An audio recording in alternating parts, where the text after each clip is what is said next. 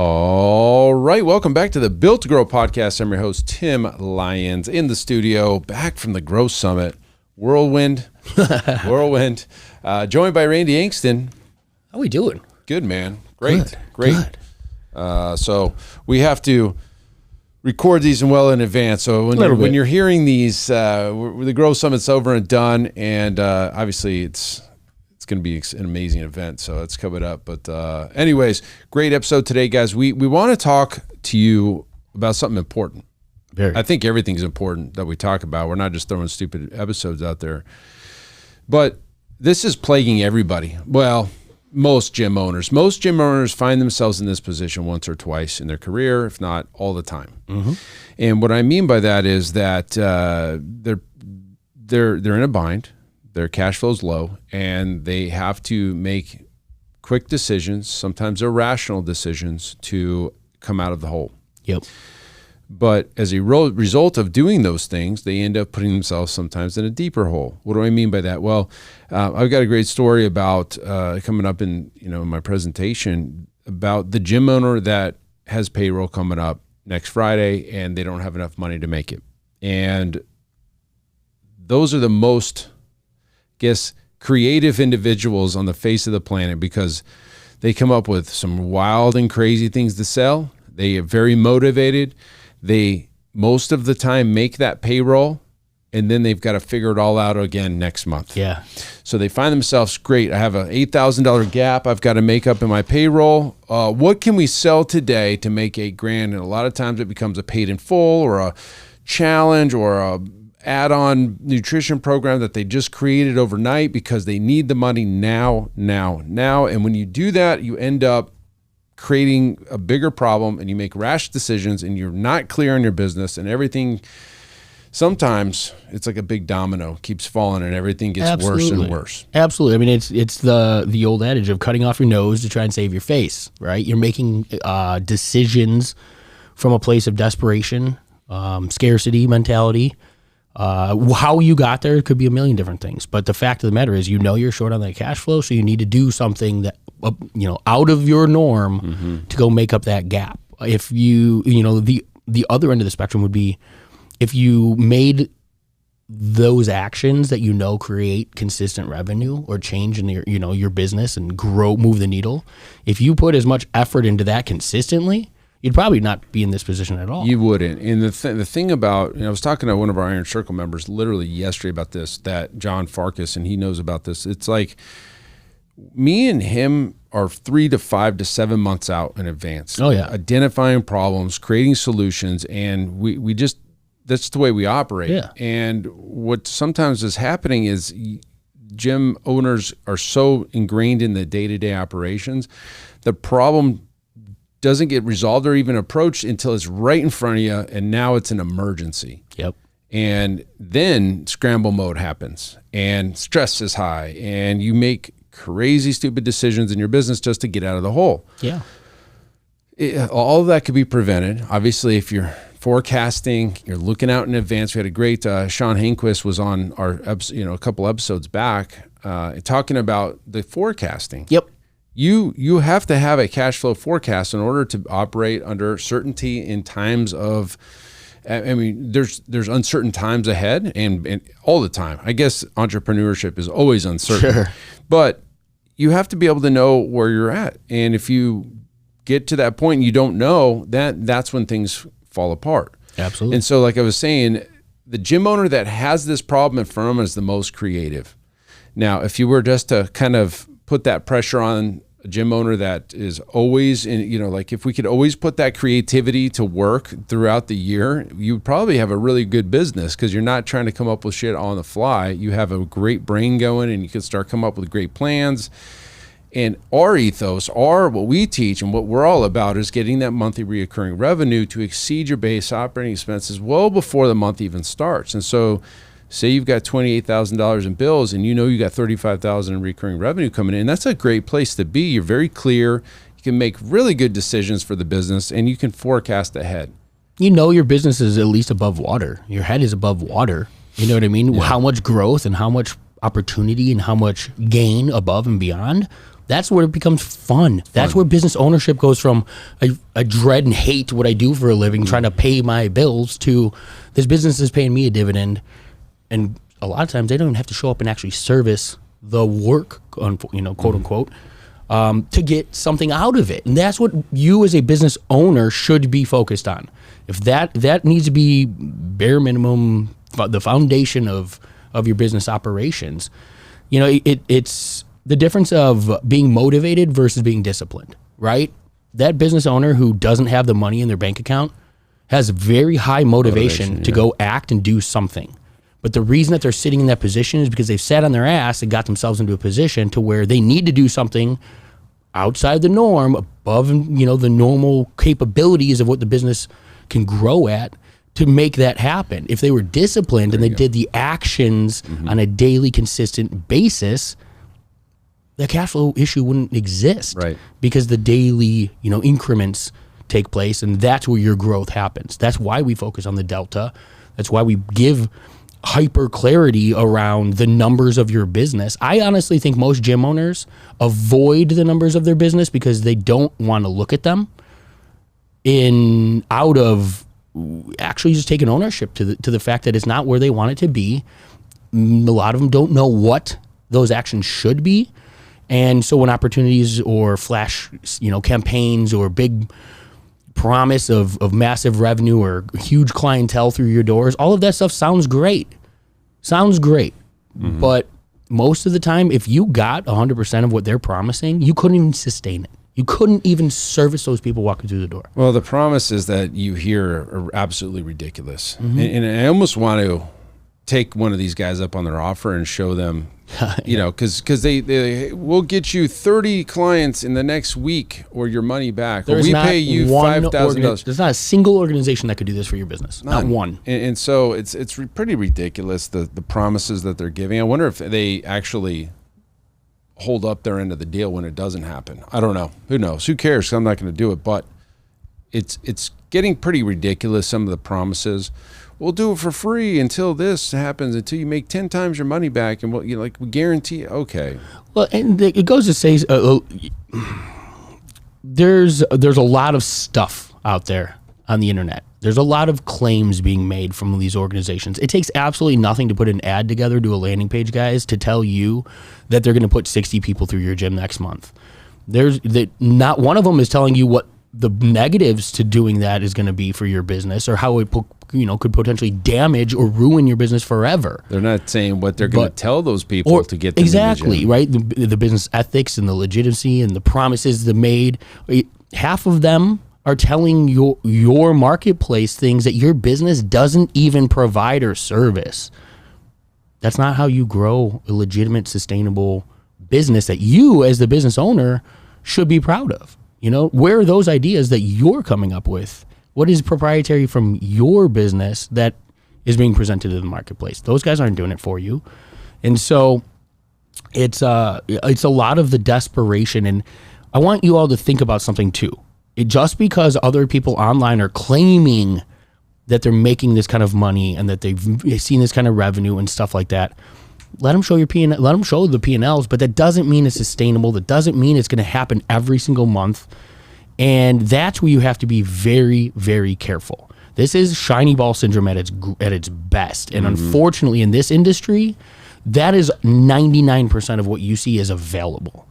We will happily be the 1% that's telling you, if you want to build a sustainable, long-term business that's focused around that monthly reoccurring revenue, to where you don't stress every single month about how you're going to be paying your bills, you have to play the long game. It's not fun. I mean, it can be wildly fun. It's not always sexy because, who doesn't like to see sale, big revenue for one single, go at it. But is it sustainable? Is it possible? Is this what your business is and what you want to bring to the marketplace? And if you can't answer yes to all of that stuff, it's probably not the right decision for your business. It most often is never the right decision. The right decision is slow, steady growth over time, keeping your clients happy, growing net positive month over month. You've heard us talk about the delta. That's the number we look at. That's the number our coaching clients look at. In fact, it tells the whole story in one number. The whole story is in the delta. Yep. It takes into consideration all of your new sales, but also your cancellations, your upgrades and downgrades, your freezes, and your growth of reoccurring revenue, which is our whole foundation. What's interesting, guys, I'm not certain I've heard anybody else talking about it. Reoccurring revenue. I mean, you're starting to now, yeah. You're gonna hear about it, but this is something we've been talking about for years because guess what? I am in the business. I run an operation. I've got my growth operating my reoccurring revenue well in excess of my base operating expenses. I don't need to be here. We don't need to make a sale this month. The bills are going to be paid. We can make clear decisions and we can service our clientele. All is nirvana in this world when it gets there. Think about having to make the decisions. I mean, even making the right decision to treat your clientele around an experience or, let's say something did happen. Let's say something went wrong, right? A client was unhappy for whatever reason. Maybe it was just, I don't know, they showed up on the floor and nobody was there to greet them or something. Just something goofy that happens in a business. Mm-hmm. Your ability to act in the best interest of that client despite the revenue and the money that's around that situation changes the whole game. Totally. Because if you have to look at every single, how do I make this situation right? But I can't afford to lose, a month's worth of revenue or whatever it may be. Scarcity, which makes you make a choice that's not optimal. You're doing something out of desperation, and you're going to make probably a decision that's not the best interest for that relationship. I'll give you a great example of that being the case. We had a client that was a cancer in this gym. Mm-hmm. It was very easy for me to fire this person because I wasn't concerned about the revenue. I wasn't going to keep this woman around and bringing the whole session down because of the $459 she paid a month. I could care less. I'd rather have her gone, not worry about that $400 or whatever, and we got a better gym for it. Absolutely. And you've cleaned up room to put somebody else in there which is a better fit. And now the whole group rises as opposed to being pulled down by one bad sell. That is something that should be discussed because we're making decisions in the best interest of the business and the clientele, and not looking at the dollars and cents of everything. We wanted to do what's best in the best decision for that moment, not the money only. And that's a really somebody I don't know who, but another coach or something online recently had a post about that, and it just kind of clicked. See how people make decisions when revenue or money is on the line, right? Everyone talks about integrity and how you operate when nobody's looking and all that stuff. Well, this stuff is happening in your business. You're making these decisions in the limelight sometimes, right? It's not behind closed doors. This is literally how you carry yourself as a business owner in your business. Does the fact of whether or not the revenue for that client can walk out the door with them, does that impact your decision on how you treat them? And if that's the case, you're probably putting the values in the wrong area. You're 100%, right? Compromised.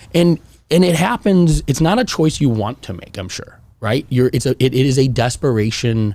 You're in a position to where your emotional state, because you're without or you feel the lack, is dictating the logical decisions you're making. That is the example we talk about all the time, the standards over feeling stuff. Standards are the standard. That's what we hold true. That's the logical decision. That's the way we operate our business, no matter what external influences are taking place, right? But now you go and cloud the judgment with things like that. Dude, you can easily make a handful of decisions that'll close your doors in a period of few months. Well, it happened with the challenge people closed their doors because they were chasing this high revenue, one month off play.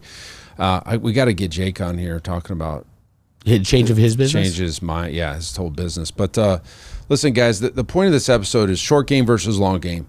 Don't compromise your business ethics, your business in general, by making stupid short-term decisions because you're needing to make a rash decision about money or something is happening. Like you lost a coach and you're going to hire the first person who walks in the door. Exactly. It's another thing.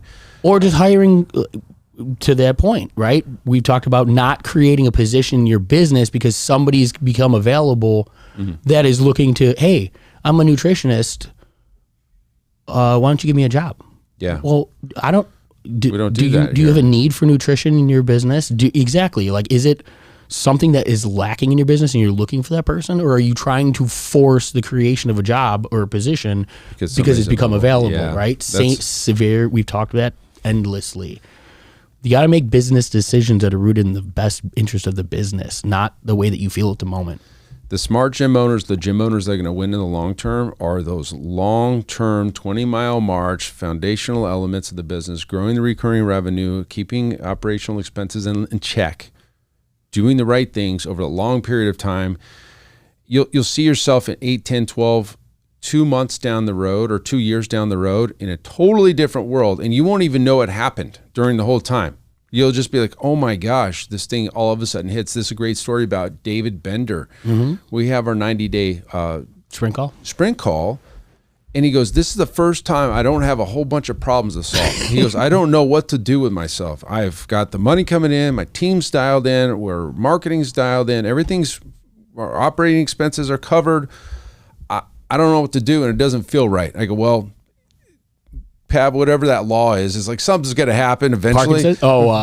Whatever that law is, something bad will happen eventually. Murphy's Law. Thank you. Yeah. Thanks, Murph. Murphy's Law. It would be named Murph. Yeah, so just enjoy it for what it's worth. Mm-hmm. Take a deep breath, but don't get complacent. Don't get back on your heels. Don't take your foot off the throttle. Don't let your thermostat judge create your judgments. And it's funny because it happened over the long term. It wasn't just some quick fix over 30 days and we throw 150 people in there and everything breaks. It's like, this was like a full 18 months of his life, and now he's in a totally different place. He's camping and skiing and hiking and working with I think it's his girlfriend's winery thing going on. It's like cooking out. He's smoking pigs on the weekend with a big cigar and a glass. He just got invited. He went to the number 3 restaurant in the world.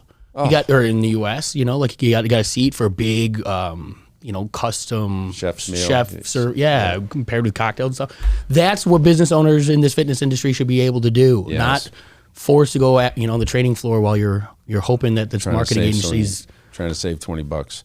So listen, guys, I know this was kind of a ramble episode, but it's really important for you guys to understand that it is the long game. Do the right things over a long period of time. You're going to find yourself winning this game, and it's a totally different world out there. Compare it to it real quick, but because let's just drive that point home. Compare it to the same exact way that you as a coach your clients. If somebody spent the last 10 years putting on weight, they want the magic bullet. They're always going to want the magic bullet. The path of least resistance, the least amount of work. It's human nature, right? We're designed to sustain and survive. Self-inflicted adversity is a thing for the top of us, right? Your business is no different, right? Think of it like weight loss.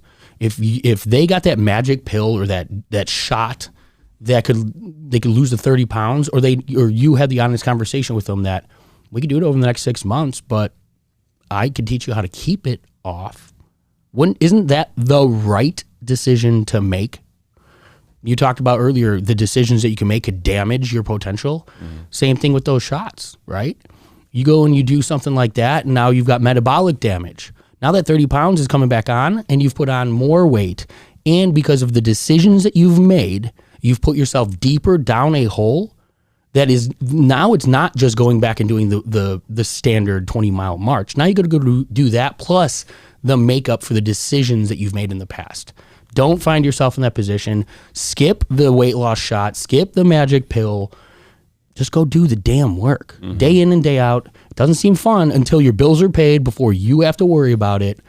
And then you get the decision to make on how far and fast you want to make this thing, not let's try and pay our bills. Yep. That's the position you guys need to be in. There you go. All right. Well, hammered home. That's it for this episode, guys. Until next show, keep changing lives. We'll see you on the next one. Bye. All right. And thank you for listening to that episode of the Built to Grow podcast, where we help gym owners win. Now, do you want to connect with me and other gym owners online? All you need to do is join our private Facebook group, Business Talk with Fitness Professionals.